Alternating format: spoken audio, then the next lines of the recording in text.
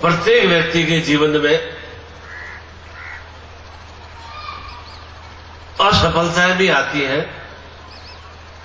ऐसा कोई भी महापुरुष या देवी देवता या संत या गुरु या सामान्य मनुष्य या जितने भी नेता हों या अभिनेता हों, सभी के जीवन में असफलता का भाव चिंतन अर्थात असफलता अवश्य आती है, परंतु असफलता को वे सफलता में तब ही बदल पाते हैं जब वे उस असफलता के मूल कारणों की ओर ध्यान देते हैं, मूल कारणों की ओर वे चिंतन देते हैं। और जब वे ध्यान देते हैं, चिंतन देते हैं, विचार करते हैं कि मुझे किस कारण से मुझे असफलता मिली, किस कारण से मैं सफल नहीं हो पाया, जब यह विचार करते हैं और उस विचार के साथ साथ पुनः क्रियाशील होते हैं, तब वे उत्तरोत्तर धीरे धीरे धीरे धीरे सफलता की सीढ़ी की ओर चढ़ते हैं। कल भी समय क्या बताया कि हमें अपने उच्चता की ओर चढ़ना है तो एक एक सीढ़ी चढ़ के हम उच्चता की ओर चढ़ सकते हैं। आपको भी यहाँ स्टेज पर आना है तो 6 सीढ़ियां बनी हुई है, 1 2 3 4, तो 6 सीढ़ियां चढ़ेंगे तब आप स्टेज पर मेरे पास में आ पाएंगे। एकदम तो जब मार के आ नहीं सकते, हो सकता है कि टांग में कुछ फ्रैक्चर हो जाए, कुछ लग भी जाए। जीवन में भी ऐसा ही है, जो असफलता के बारे में विचार करते हुए किस कारण से मुझे असफलता मिली और असफलता के कारणों को विचार करने के बाद उसे चुनौती के रूप में स्वीकार करता है कि नहीं, मुझे इन कारणों से असफलता मिली कि मेरे कार्य करने की क्षमता में थोड़ी कमी थी, या मैं क्रियाशीलता में मैंने न्यूनता रखी, या मैंने पूरा समय नहीं दे पाया। अनेक अनेक रीजन हमें स्वयं को मालूम पड़ जाते हैं, स्वयं हम जान सकते हैं और किसी से पूछने की आवश्यकता ही नहीं रहती है कि मैं असफल क्यों हुआ। चाहे परीक्षा में फेल होना हो, चाहे व्यापार में फेल होना हो, चाहे गाड़ी चलाने में फेल होना हो, चाहे जीवन के जो भी हम सुख की कामना के लिए क्रिया कर रहे हैं, कार्य कर रहे हैं, उसको प्राप्त नहीं कर पा रहे हो, वो असफल क्यों हुए। चाहे साधना में सिद्धियों का भाव चिंतन हो, क्यों उसमें साधना में सफलता नहीं मिल पाई, उसका जब विश्लेषण करते हैं, उसका जब हम आकलन करते हैं और जब हमें एहसास होता है कि नहीं, अमुक अमुक कारणों से मैं अपने कार्य में सफलता प्राप्त नहीं कर पाया, बिजनेस अच्छा नहीं चल पाया, नौकरी अच्छी पद पर नहीं मिल पाई, नौकरी में प्रमोशन नहीं हो पाया, या धन का अर्जन नहीं कर पाया, या कर्जा क्यों हो गया, ऋण से क्यों युक्त हो गया, मेरे शरीर में रोग क्यों आ गए, इसके बारे में विचार करें, तब हमें एहसास होगा कि नहीं, अमुक अमुक कारण से शरीर में रोग आ गए, अनगल खान पान किया, या जो स्वयं हम अपना जीवन का दर्पण जान सकते हैं। जब उसको हम एहसास कर लेते हैं और उसको चुनौती के रूप में लेते हैं कि नहीं, मेरे जीवन में यह असफलता कारण है, मुझे इसको निस्संदेह करना है, समाप्त करना है, उसके लिए मुझे क्रियाशील होना है, तब हम जीवन में सही रूप में सफलता को प्राप्त कर पाते हैं।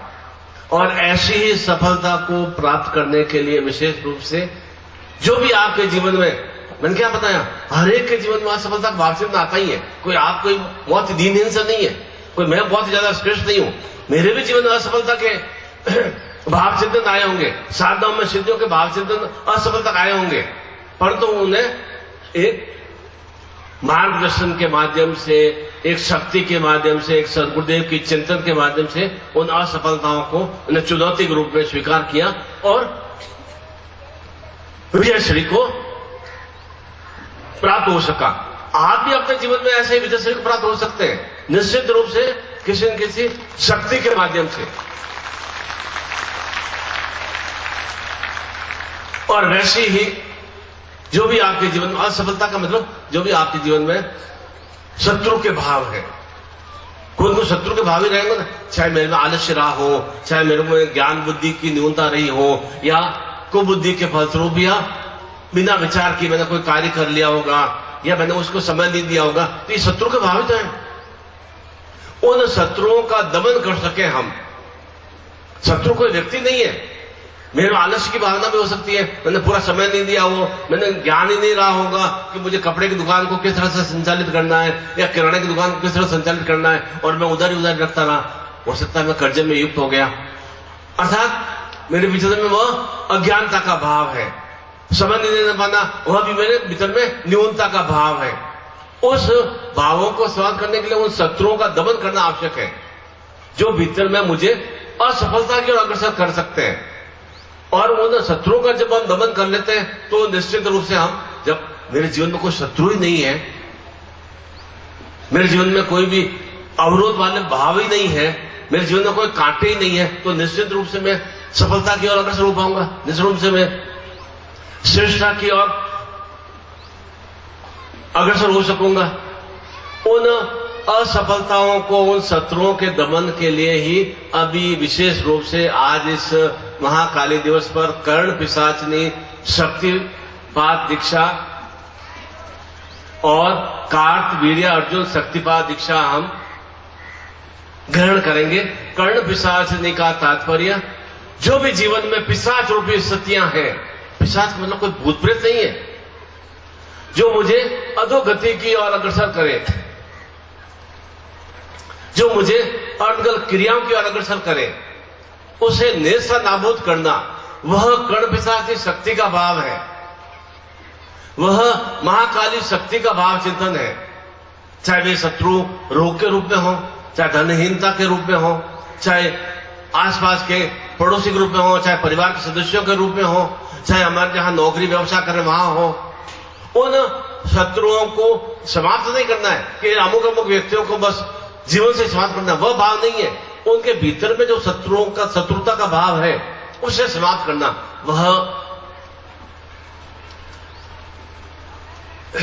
कर्ण पिशाचनी के माध्यम से और कार्तवीर्य अर्जुन शक्ति के माध्यम से, अर्थात मैं भी कार्तिकेय की तरह भगवान सदाशिव महादेव का जो ज्येष्ठ पुत्र है कार्तिकेय, उन कार्तिकेय की तरह मैं विजयश्री को प्राप्त हो सकूं, सफलता को प्राप्त हो सकूं।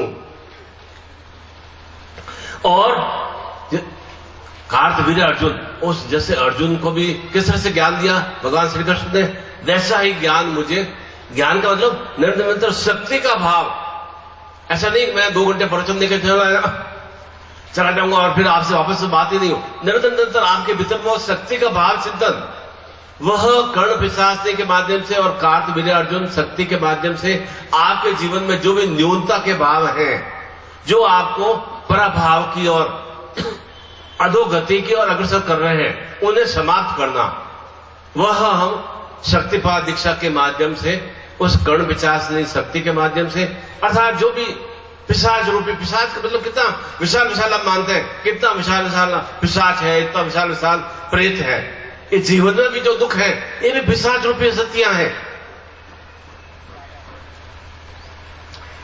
उन पिशाच रूपी स्थितियों को समाप्त करने के लिए उससे भी तीव्रतम हमें शक्ति के भाव को प्राप्त करना होगा, वह कर्ण पिशाचनी के रूप में और कार्तवीर्य अर्जुन शक्ति के रूप में हमें प्राप्त करना होगा। तब हमें पहले हमें अपने जीवन की भीतर की जो इन गंदगी है, अर्थात जो मवाद है, जो एक तरह से रस्सी का भाव है, जो एक भीतर में कीड़े कुलवा रहे हैं, दुख के रूप में, कष्ट के रूप में, बाधाओं के रूप में, अवनीति के रूप में, उन मवाद को, उन रस्सी को, उस जो षडांतपूर्ण स्थितियां हैं, उस षडांतपूर्ण स्थिति को समाप्त करने के लिए वह कार्तवीर्य अर्जुन शक्तिपात दीक्षा और कर्ण पिशाचनी शक्तिपात दीक्षा हम ग्रहण करेंगे। और तब हम बाद में विशेष रूप से वह त्रिशक्ति युक्त धन लक्ष्मी दीक्षा हम ग्रहण करेंगे। तो जीवन में जो हमारे लक्ष्य हैं, जो हमारा उद्देश्य है, उन लक्ष्यों को हम सही रूप से प्राप्त कर पाएंगे। तब हमारे जीवन में यह नया वर्ष एक सही रूप से सही सौगात लेकर आएगा। अन्यथा तो 15 भी बीत गया, 14 बीत गया, 13 बीत गया, 16 बीत जाएगा, कुछ भी क्रिया नहीं करेंगे 16 भी बीत जाएगा। तब जीवन में एक नवीन हर्ष का भाव चिंतन होगा, तब जीवन में एक उत्कर्ष का भाव चिंतन होगा। उन चुनौतियों को तब हम सही रूप से पूर्णता से समाप्त कर पाएंगे और उन्हें पार कर पाएंगे। तब हमारे जीवन के जो लक्ष्य हैं, उन लक्ष्यों को सही रूप से, जो संकल्प के भाव चिंतन हमने ग्रहण किए 2 दिवसों में, उन्हें तब हम संकल्प को शीघ्रता से, पूर्णता से प्राप्त कर पाएंगे। अन्यथा तो संकल्प करने से तो आप अभी भी संकल्प लेंगे कि बस आरोग्यता की प्राप्ति हो, धन लक्ष्मी की प्राप्ति हो, पुत्र पौत्र की प्राप्ति हो, तो क्या सभी को आरोग्यता की प्राप्ति होती है क्या? सभी को धन लक्ष्मी की प्राप्ति होती है क्या? क्योंकि हम क्रियाशील ही नहीं है। जो धन क्यों नहीं हमें प्राप्त हो रहा है? तो जो शत्रु बाधाएं हैं जो हमारे जीवन में धन को प्राप्त करने में बाधा अड़चने उत्पन्न कर रही हैं, उसको कर्ण पिशाच की चेतना के रूप में, शक्ति के रूप में उसे समाप्त करना, तो हमारा धन आने का मार्ग सुगम हो सकेगा। नहीं तो आप अधिक हमें तो साधक मुझे मिलते हैं, कहते हैं मैं तो बहुत परिश्रम करता हूं, मेहनत करता हूं, पर तो मुझे तो सही रूप में लक्ष्मी की प्राप्ति नहीं हो पाती, धन की प्राप्ति नहीं हो पाती, और धन के बिना तो 99% कार्य हमारे जीवन के पूर्ण नहीं हो पाते। इसलिए पहले हमें उस कर्ण पिशाच को पूर्ण से साक्षीभूत करना होगा, चाहे वो साधनात्मक मार्ग में भी हो।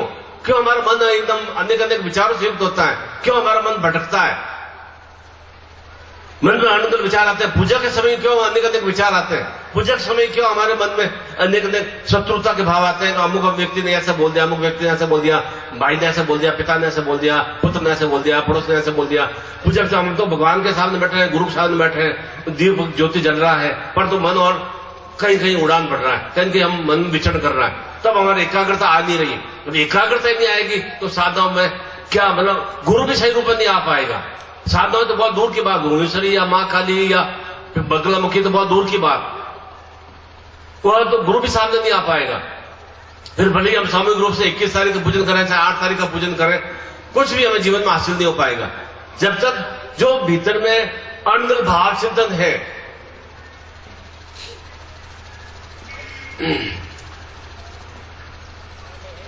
उस आनंद भाव चिंतन को समाप्त करने के लिए विशेष रूप से वह कर्ण पिशाच शक्तिपात दीक्षा और कार्तवीर्य अर्जुन चैतन्य दीक्षा, और तब उसके बाद विशेष रूप से अष्ट महालक्ष्मी शक्तिपात दीक्षा हम ग्रहण करेंगे तो जीवन में अष्ट सुखों से युक्त हो सकेंगे।